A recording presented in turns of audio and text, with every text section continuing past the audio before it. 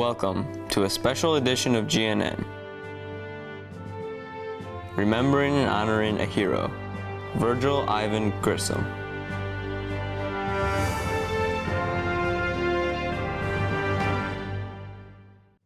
Good morning, I'm Alex Schoenfeld, and I'm here today at the PHM Planetarium with my fellow Grissom Guardsmen, Tyler Rogeman, Grace Salis, and McKenna Drakatis. Today we are here to remember and honor our school's namesake, Virgil Ivan Grissom. 50 years ago today, Gus Grissom and two fellow astronauts lost their lives during training. They were doing a pre-flight test for the Apollo 1 mission that would eventually land a man on the moon. Gus Grissom was born in southern Indiana, and with the help of Purdue University and NASA, we will look back at his life and honor Virgil Grissom, a man who sacrificed his life for the exploration of space. Before the 1960s, when Gus Grissom became one of the most famous men in America, he grew up in a small town known as Mitchell, Indiana. He was born on April 3, 1926. He was the oldest of 4 kids in his family. PHM Planetarium Director Emeritus Art Klinger met Virgil's parents. He was just a regular kid. I mean, he wasn't any different than you or anyone else that go to Grissom. That's just the way he was, just a regular, average kid. As a young child, Gus played with toy planes and enjoyed sci-fi. His cousin Steve Grissom talks about his interest. He made model airplanes and always dreamed of flying. As a matter of fact, he traded his first shotgun to take his first airplane ride. So he was always looking to the skies. Growing up, he was in Boy Scouts, and in high school, he was not always an outstanding student. He didn't see a lot of interest in those subjects that he was not interested in. But if you look at his math grades and you look at his science grades, they were well above average. It's reported that Gus had an IQ of 141, which puts him pretty up toward the top there when it comes to the IQ levels. He enjoyed sports and was very competitive, but never became a star athlete. He was always trying to show that he could do the things that bigger kids could do because he wasn't very big, and therefore he wasn't involved in school athletics very often. 5'4" and 100 pounds soaking wet isn't necessarily what a football or basketball coach in Indiana is looking for. As a flag bearer during halftime at school basketball games, he met a band member, Betty Moore. Gus and Betty had a very strong connection, and they stayed together all through high school. After graduation during World War II, Gus enlisted as an air cadet. Before going off to war, Gus and Betty married. The war ended before Grissom saw combat, and he was discharged 2 months later. Gus returned home, and with his wife Betty, he found an apartment in Mitchell. He also found a job at a bus manufacturing company. At Carpenter's Bus Body Works, he put doors on school buses, but he was not happy with his work. And his wife told me, I've never seen such a miserable man before. I mean, he said he was just miserable coming home. And he told her, he said, I want to fly jets. I want to go back to the military. So she said, well, you got to get an education. So with the help of the GI Bill, he set a goal to earn a bachelor's degree in mechanical engineering from Purdue University. Life in college was very busy. Gus would attend classes during the day and work 30 hours a week after classes at a diner. Gus worked his tail off. Betty was working as a switch board operator, and he always told people that had it not been for her working, he never would have got his degree. After a long 3.5 years studying at Purdue, Virgil graduated in 1950 with a BS in mechanical engineering. But Gus's heart was set on flying, so a few years after graduation, he re-enlisted in the Air Force. He then finished air cadet training and earned his wings. As a fighter pilot, Gus was sent overseas during the Korean War. He completed 100 combat missions with the 334th Fighter Interceptor Squadron and earned the Distinguished Flying Cross. Grissom was ordered back to the United States and became a flight instructor. Gus moved up in the military rank, and he and his wife Betty had 2 kids, Scott and Mark. He was a family man, spending time with his wife and kids, but he also enjoyed his work and joined an elite group as a test pilot. Gus became one of the nation's top military test pilots, and with the Russians winning the space race by putting a satellite into space, the United States started NASA. Grissom received an official teletype message instructing him to report to an address in Washington, D.C. wearing civilian clothes. This message was top secret, so Gus couldn't question it or tell anyone. In D.C., Gus found out that he was one of 110 test pilots who had been invited to learn more about NASA and have the chance to become an astronaut.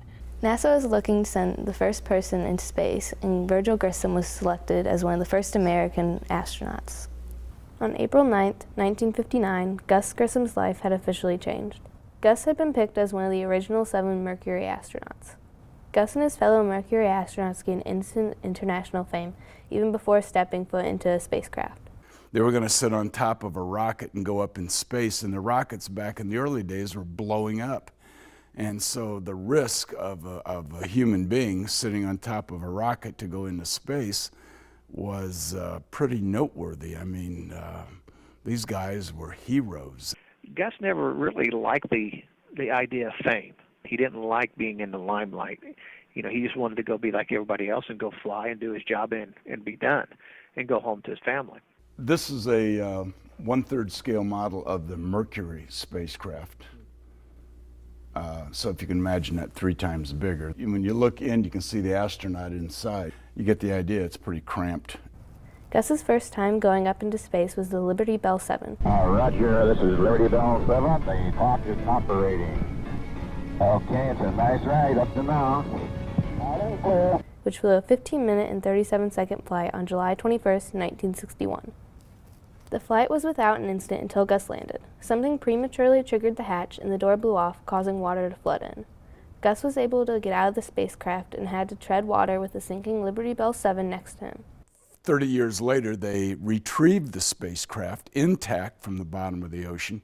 There was a faulty wiring that had caused that hatch to prematurely blow. It wasn't anything he did. Movies depict him as being nervous and scared, which wasn't the case. In early 1964, Gus was designated as the command pilot for the Gemini 3. Engineering, hands down, Gus Grissom was the best engineer of the bunch of them. When there was an engineering problem, Gus was the go-to guy for the astronauts. This is the Gemini spacecraft that Gus was the commander of the very first Gemini mission, and all of those flights were orbital, yeah. This would be the first manned Gemini project and would end up flying on March 23, 1965. The flight made 3 revolutions around the Earth and lasted for 4 hours, 52 minutes, and 31 seconds. He had a very successful flight, and then he was on to Project Apollo. Project Apollo, he was supposed to be, according to the story, the first man to walk on the moon.